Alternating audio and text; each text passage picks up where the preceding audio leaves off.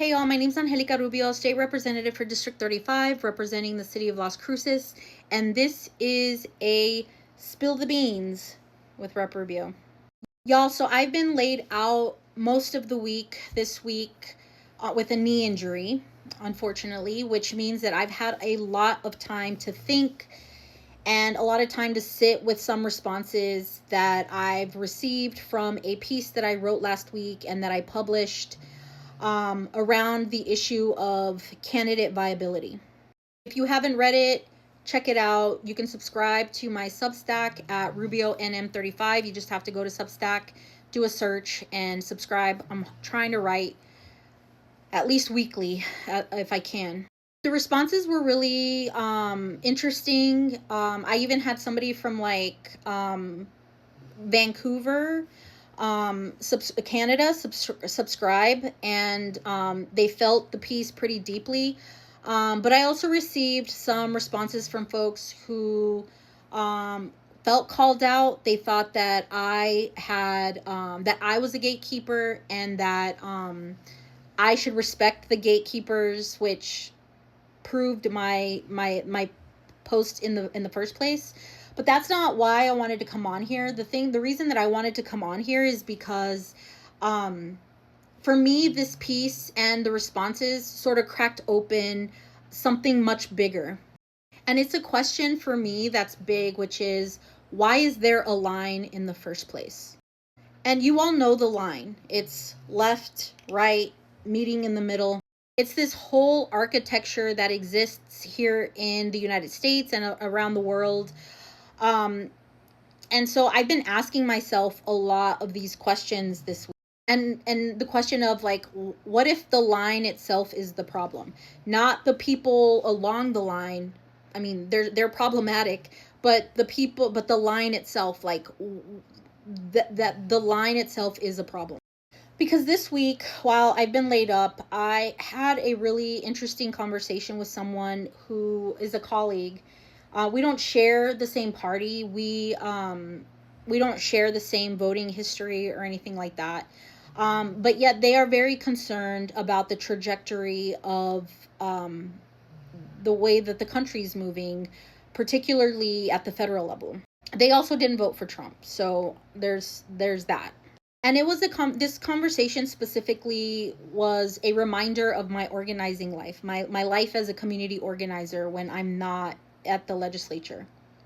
We agreed on almost everything, but not because we met in this middle. It wasn't because of that. It was because we never really have been on opposite ends of issues to begin with. And so we've both been asking the same question. And that question is, where are we growing towards? And that question has also been sitting with me this week, because where are we growing towards? Y'all, I don't think I have to tell you all how proud I am to be a leftist. I believe in leftist values to my core. And most folks on the right won't admit to this, but this is something that I believe, and that is that a lot of conservatives are leftists too. They just don't know it yet. Or the line has convinced them otherwise. I mean, I want you all to seriously think about it. We have farmers, for example, who don't trust the government imposing on their land, especially. That distrust is not wrong. You have rural communities, especially communities where I came from in in the southeastern part of the state in Lake Arthur, who are very skeptical of outside forces. They want to protect their water. They want to protect their way of life, their kids' future. That impulse is not wrong. You probably have homies who are on the right or who are conservative, who are skeptical of all these outside forces coming in and making these decisions about their community without asking for permission. That's not a right-wing value. That is a human value. And what I don't think we talk about enough is how these values and how these this line particularly has colonized those impulses, and they've turned these impulses into something ugly. Those impulses have turned into this distrust of immigrants, this distrust of regulation, instead of focusing on the root cause of all of these things, which is these extractive industries and these corporations, and these absent developers who come in, take our land, take our water, and exploit our communities. And so I've been sitting with this all week, and even in the last year, folks have asked me, like, what do we do? What's my role? How do I make my contribution to this? And y'all, the only thing that I keep coming back to is like my organizing life and this organizing principle, which is so simple. Sometimes we overthink it, but it's really so simple. And the question is, who do you love? Not who you agree with politically. It's who do you actually love? Is it a family member? Is it a neighbor? Is it a coworker? Maybe it's someone you love who makes you cringe because every time you get together at some family gathering, for example, they say the most unhinged thing about politics when it comes up, but you still love them. And this is where you ask this question, like, what are they trying to protect? Not what they are trying, not what they are voting for, but what do they love and what are they afraid of losing? Because I think if we all get curious about asking these questions and really, really asking them, not just debating them or trying to convert them or any of that, but just really trying to understand them, we might be surprised at how close we are in terms of the answers to so many of the things that we care about. And that's where organizing starts for a lot of us. For those of you who don't know, there's an election coming up on June 2nd. And this is where all of this connects for me. Because if that's how we're supposed to be seeing each other, the way that I've just described, through this lens of what we love and what we're trying to protect, then that's how we should be choosing who we're going to vote for.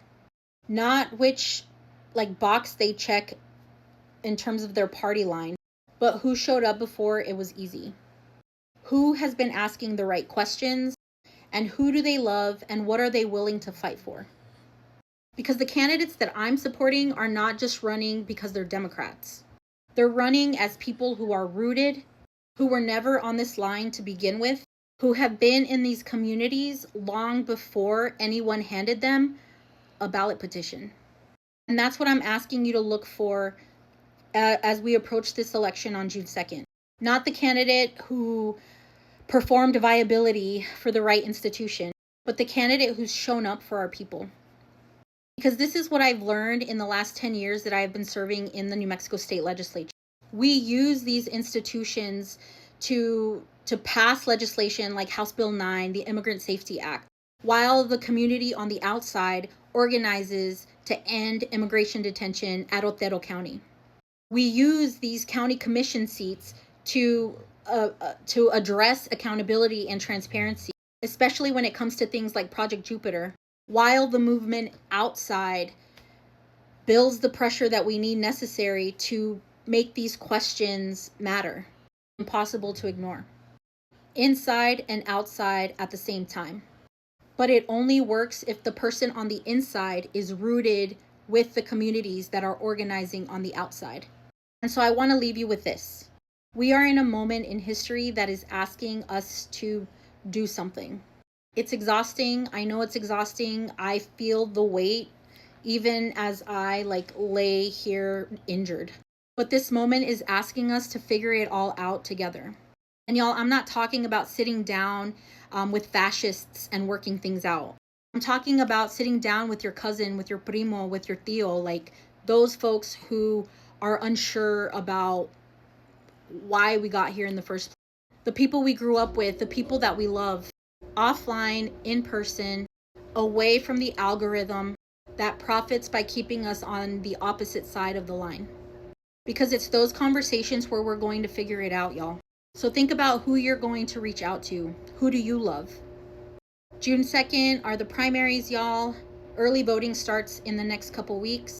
This has been a Spill the Beans with Rep. Rubio. Stay safe, y'all.